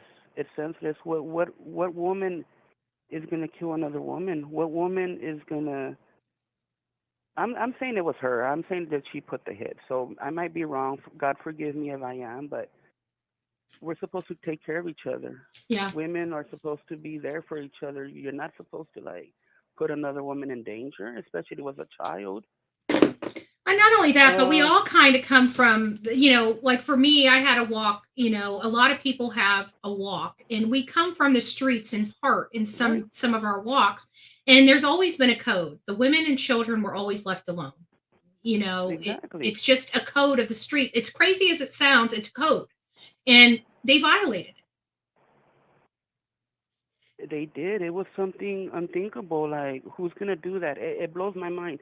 And look, Christopher, I think maybe he might have been special ed because he looks like it. When he's walking out in the thing, you know, when he graduated, he looks special ed to me. Mm-hmm. You know, there's nothing wrong with that being special ed. There's nothing wrong with any of that. But there's something a matter with him. Why would he, 19, whatever, how many years in school, whatever, why would he throw his life away just like that? And it didn't sound For like what he had reason? any prospects. It didn't sound like he was planning on going to college. It just kind of sounds like he was aloof and Yeah. You know, he was doing his thing. He was probably a stoner. I mean, I'm a pothead. I've gotten robbed before, okay, out in the streets. I have.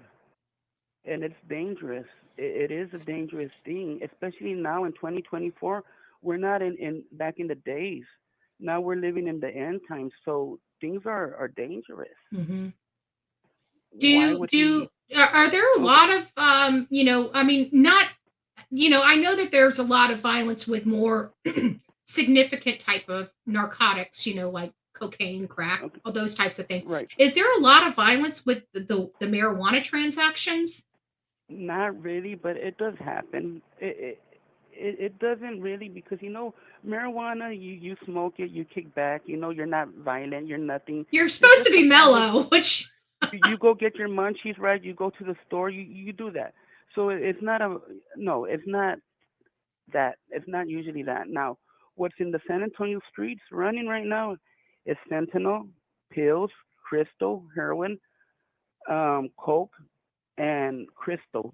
Did I say? So yeah. basically, So and the then there's hard other stuff, new the drugs. real hard Yeah, stuff. that's what's running the streets right now in San Antonio. Wow. And weed, but that's out of that's no. It wasn't done over weed. So Do you think all maybe these he's saying that it's potentially marijuana when it was something maybe a little more? mhm more deep, Yeah. something else. Mhm. Oh, okay. For sure. Then that makes I sense. believe so. Okay.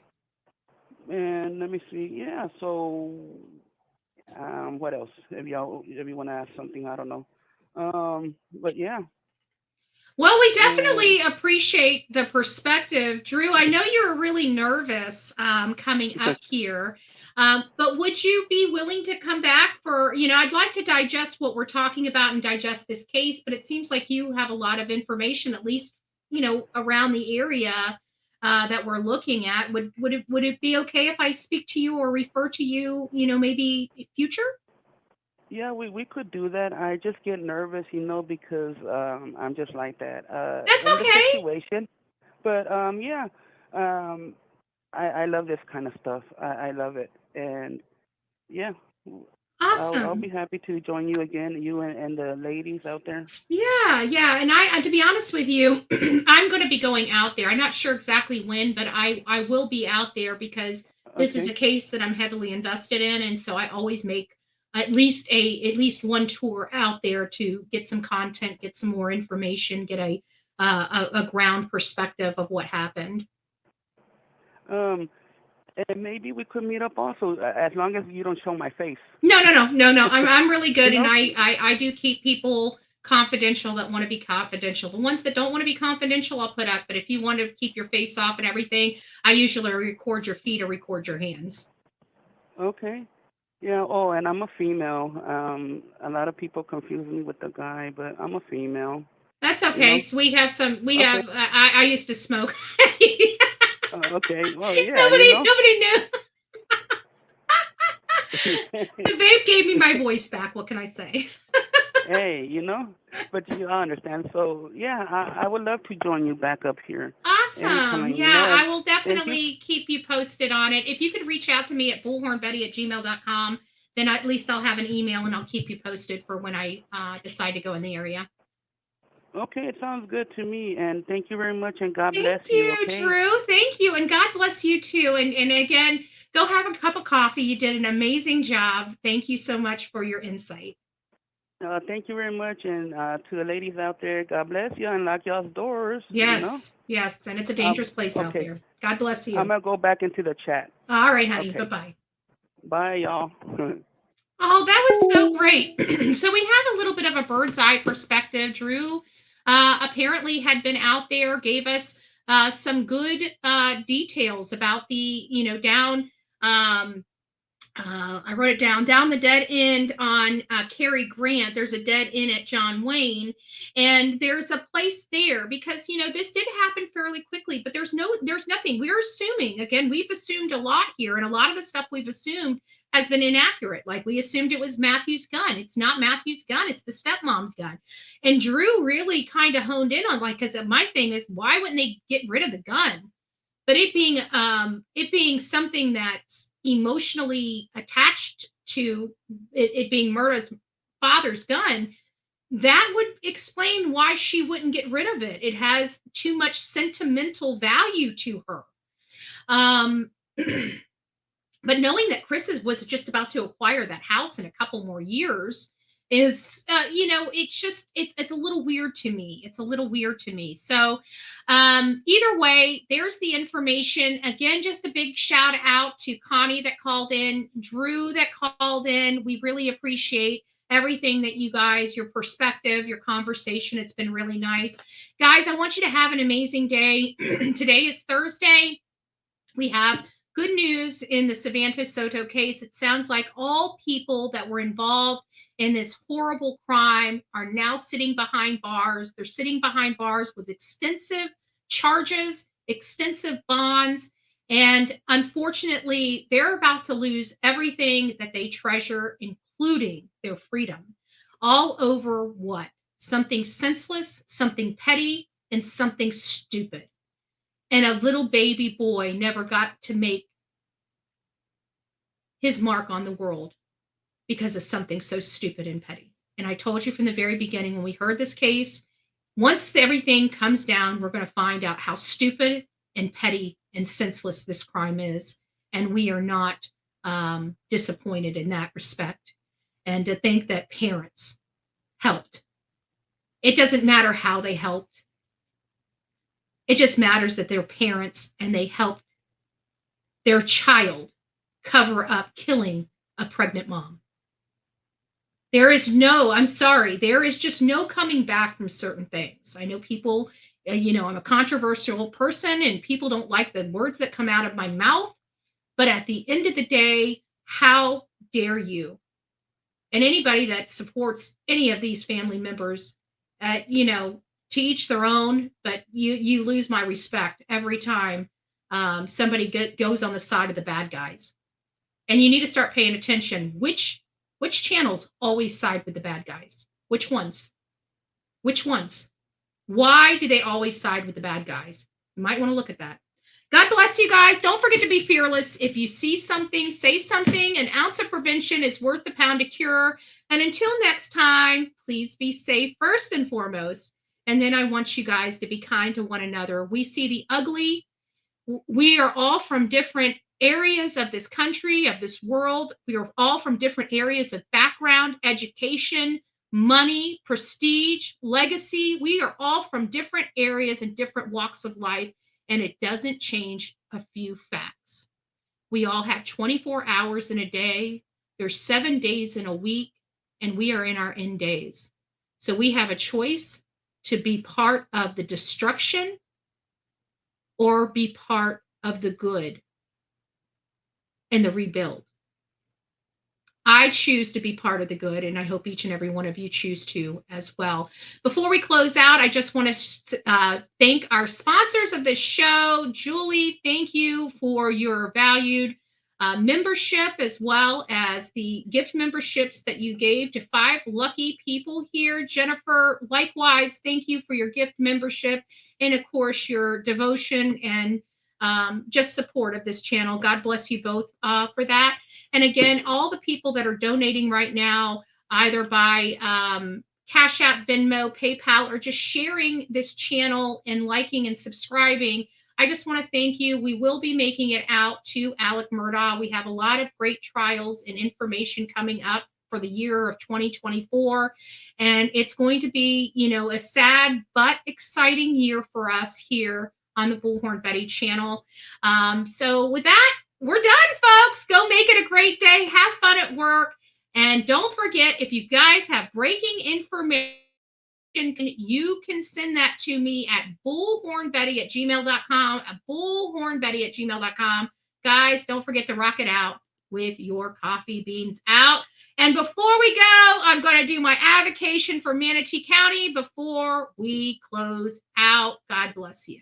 Hey guys, Bullhorn Betty here. So there's something going on in my community and I need your help with. So this is a double homicide that happened in my community, but there's a lot more to this case than meets the eye. This is Thomas Matajek. He actually killed his mother and her boyfriend recently, but the problem here is he shouldn't even have been out of jail. He should have been in a mental hospital, and he is deemed incompetent to stand trial. This right here is our state attorney, and his name is Ed Brodsky. He has been our state attorney in the 12th District for some time. I recently learned our law enforcement officer, Sheriff Rick Wells, has arrested this guy many times and has prepared a case and sent that over to the state prosecutor. Ed Brodsky was supposed to litigate the matter. However, he ended up taking the felony case, reducing it to a misdemeanor, sending it to a misdemeanor court, and then just a month ago sent this deranged mental patient to a halfway house where he escaped and killed his mother. How can you help Bullhorn Betty? You can help Bullhorn Betty by saying, we will not accept this. This is unacceptable. Our law enforcement does their job and they send it over to the prosecutors just to let them go. Now, 2 people in my own backyard have lost their life because of these horrible and poor decisions at the hand of the state prosecutor, not law enforcement. So please, I ask you, is this going to be acceptable in your community as well? This is how you can help. If this case bothers you, if it disgusts you, if you realize 2 people should not be laying in the morgue right now, please consider giving Ed Brodsky a call and letting him know this is unacceptable from any state prosecutor.